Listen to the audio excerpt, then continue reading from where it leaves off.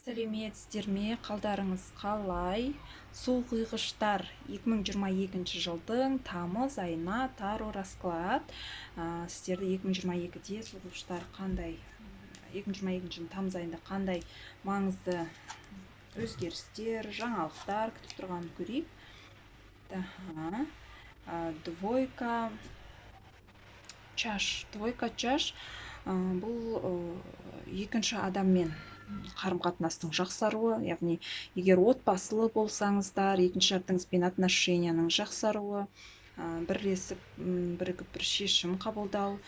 Ал екінші жартысын кездестірмеген су құйғыштар үшін өте тамаша жаңалық.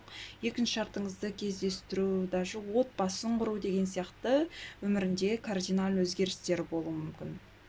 Не болмаса, бұл сіздің бизнес партнеріңіз да болуы мүмкін. Бір жаңа бизнес бастау, жаңа іс бастау ұсынылуы мүмкін. Ол кісінің тарапынан или сіздің тараптан қабыл алып, бірлесіп жасасаңыздар, жақсы результат күтсеңіздер болады. Ал енді жаңа жұмыс предлагать етіп жатса, сырт тараптан бірлесіп жасауға, партнермен бірге жұмыс жасауға, жаңа қабыл алуға тырысқаныңыз жөн, себебі жақсы мүмкіндіктер бар. Полный чаш, двойка чаш деген бұл жаңағы результаттың жақсы болатындығын айтады. Келесі бізде тройка мечи. Тройка мечи енді бұл эмоциональный карталардың бірі, переживания, уайым, жаңағы бір нәрсені уайымдап переживать етуіңіз мүмкін. Яғни бір нәрсе сіз ойлағандай жақсы болмауы мүмкін. Немесе бір сіздің көңіліңізге жағатын, жақпай қалатын хабар алуыңыз мүмкін, жаңалық естуіңіз мүмкін, кішкене жүрегіңіз ауырып переживать етуіңіз мүмкін. Не болмаса, денсаулық жағынан келетін болсақ, жүрекке абай болғаныңыз үшін, көп уайымдап, жаңағы жүрекке нагрузка түсірмеген дұрыс. Күнде ыстық, қазір тем более тамыз айында, жаңағы күннің ыстығы да әсер етуі мүмкін жүрекке. Бірақ қандай да жаңалық болмасын, уайымдап, жаңағы денсаулыққа зиян келтіретіндей жатып қалмауға тырысқаныңыз жөн. Себебі шешілмейтін мәселе емес.